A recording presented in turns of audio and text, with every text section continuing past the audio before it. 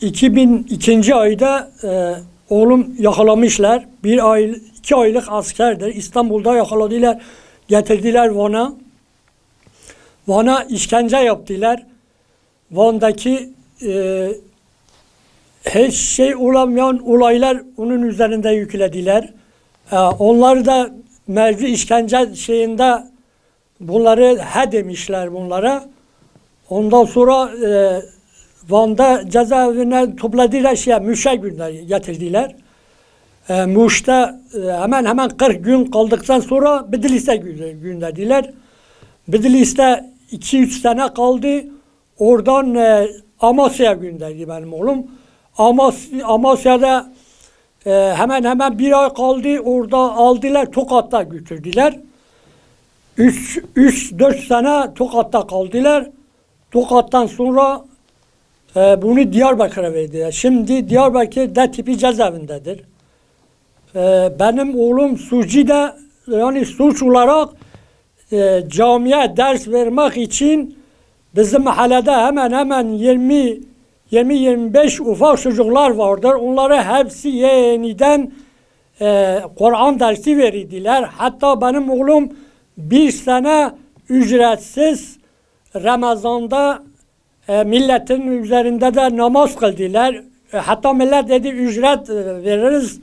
Millet geldi yanıma da dedi baba ücret kabul etmez. Allah rızası için ben Ramazan'da milletin önünde namaz kılacağım. Ondan sonra kalktılar benim çocuğumu şikayet ettiler diyor. Örgütü yetiştiriyorlar. Peki örgüt yetiştiriyorlar. Şimdi niye? Şimdi isteneler binlerce çocuk gidiyor camide Kur'an dersi görüyor. O zaman da yine Kur'an dersi verildi. Hatta ben de takip ettim. Bana da dediler senin oğlun böyle. Ben de takip ettim. Vallahi billahi ben de takip ettim. Bunları sırf Kur'an dersinden başka hiçbir kelime, hiçbir şey bunları şey etmediler. Yalnız ufak çocuklar ders verdiler yeni Elif-B cüzüsünden başlamıştılar. Şimdi de maşallah hepsi hemen İmam Hatip'te imam olmuşlar çocuk. Onların ders verdiği çocukları da şimdi çok iyi hemen evlenmişler, hoca olmuşlar. Yani o Kur'an dersinden öğrenmişler. 28 Şubat'tan sonra biz zaten hem ben hem anası hastayız. Biz daima bu yolların üzerinde düşüyor. 2-3 mesela bazı günlerde biz yolda kalıyoruz da biz onların görüşüne gittiğimiz zaman biz çok zorluk çekiyoruz. İkimiz de yani hastayız. Hem benim gözüm mesela hastalığım vardır hem de mesela romatizm de vardır. Ben öyle arabada gittiğim zaman 2 gün benim ayağımı şişiyorlar yani. Bu mağdurları biz çok çektik. Anası da kalp hastalığı vardı, bir de tansiyonu şekeri vardı anası da. Biz bu şeyde çok zorluk çekiyoruz gidip gelmesine. Oğlum bu hemen 1 sene oldu. Cezaevindeyken evlenmişler. Hatta bir kız çocuğu da vardır yani. Bizimki öyle şey vermediler, hiç kabul etmediler. Dedi bırakmıyorlar ve gelemiyorlar. Bilmem mesela bu kadar ücret yatacaksınız. Bizim hareketimizde yoktur. Öyle 10-15 milyon aynı anda ücret yatıracaksa gelip götürecekler. Göndermediler. Biz yalnız gelinliği getirmişik eve. Orada da biz arkadaşı milletimiz gelmiştir. Biz bir yemek vermişler. Biraz şey etmişler. Ondan sonra gelimizi getirmişik eve. Vallahi çok zorlu bir şekilde. Biz o düğünde öyle hep ağladı. Vallahi ben kendim şahsen ben gittim gelinimi getirdim. 2 güne kadar ben ağladım orada. Dedim gelini getirmişim damatsız, yani gelin nasıl damatsız olurdu? Benim oğlum orada cezaevinde orada ağlıydı. Benim gelinim evde ağlıydı. Ben de evimde ağlıydım yani. Onların çok zorluk çok şey çektik. Yani o düğünde biz çok işkence çektik. Yani damatsız olarak. Av tasarısında gidiyor şeyi bırakıyorlar. O uyuşturucu iş, ondan sonra içkili işe bırakırız da yarın çıktığı zaman aynı yani işe devam edecekler. Hiç olmazsa yani bu af bize bu İslamiyet'in şeyine de vursunlar hiç olmazsa. Şimdi Afiniye bizim çocuklara vermiyorlar.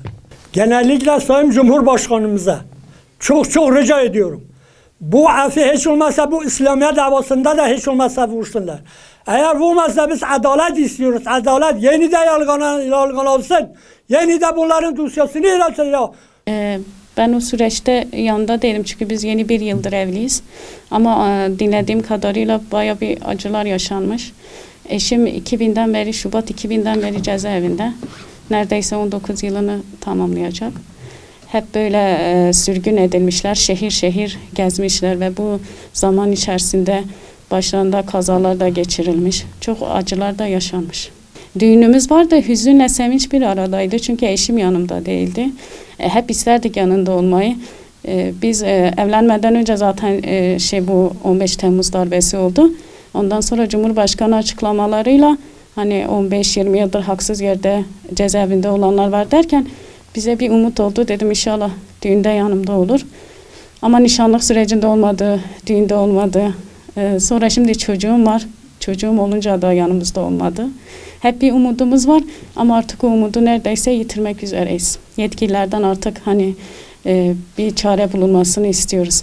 Bir af var şimdi gündemde. Onların da kapsam içine alınmasını istiyoruz. Bir çocuğun anne ve babası vardır en yakınında.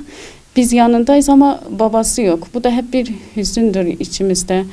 Bir yaradır. Hani hep diyorum keşke eşim babası da yanında olsa, babası da bu şeyleri görse, gülümsemesini, ağlamasını. Bize de bir şey olsa babası da içeride bu çocuk ne olur diye hep öyle düşünüyoruz. Abes bir şey. Hani insan şaşırıyor.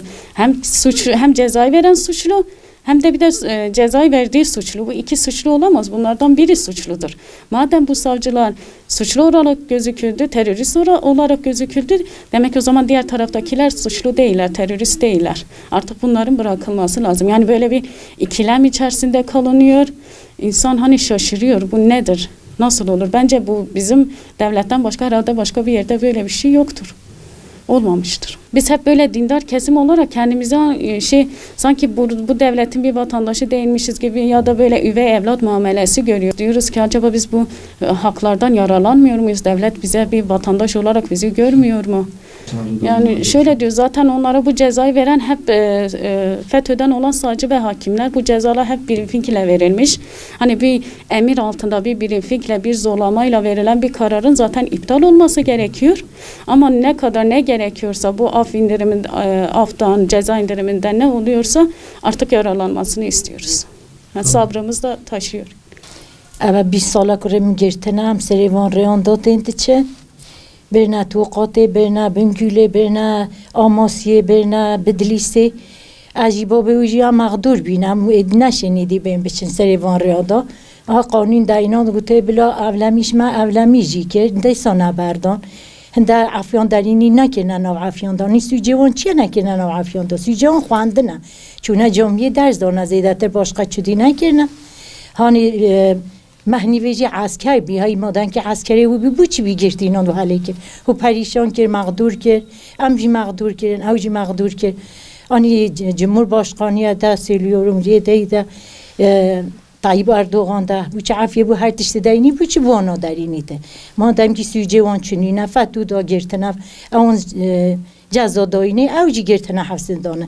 Bir avcı sücevan beji hu kirne ve hay sücevan çi ve hal perişan kirin am nexna serivan riya. Ne mesela jinko مهک دوغم کرده از مجبوریم که ما سریوان ریان تینم تبا هم پریشان بین هم اخسیر بینن هم دینا بینن جمعی چونی نیدی هم بین بچه ما دجار پر قضا کریه اجی مقدور بی ما بابی اوجی مقدور بیا جنکوجی مقدور بیا ما همجی وطن تاشه همجی انسان ما هم دولتی باشقه نهاتنه و هوی ظلم المات کن بلو چوکه مجی بردم چوکه مجی یارگارلامیش به هر رو عفیه دارینن هر رو یه آدلیا داینی نیدی داینی بلو وانجی داینی وانجی کنن نافدانه هنی سوجی وان چیه سوجی وان خواندن نخواندن گلا اونی تشتکی پیزنی نه تشتکی خوشه قرآنه و اسلامت تشتکی خوشه اسلامت تشتی پیزنی نه تشتکی گلا جندیه ولی ام بید خازن اوجی که سوبه وان یاراگامیش بید ما افت بیته چون که مجی عفی کن از بید خازم از ایده باشقه چونو خازم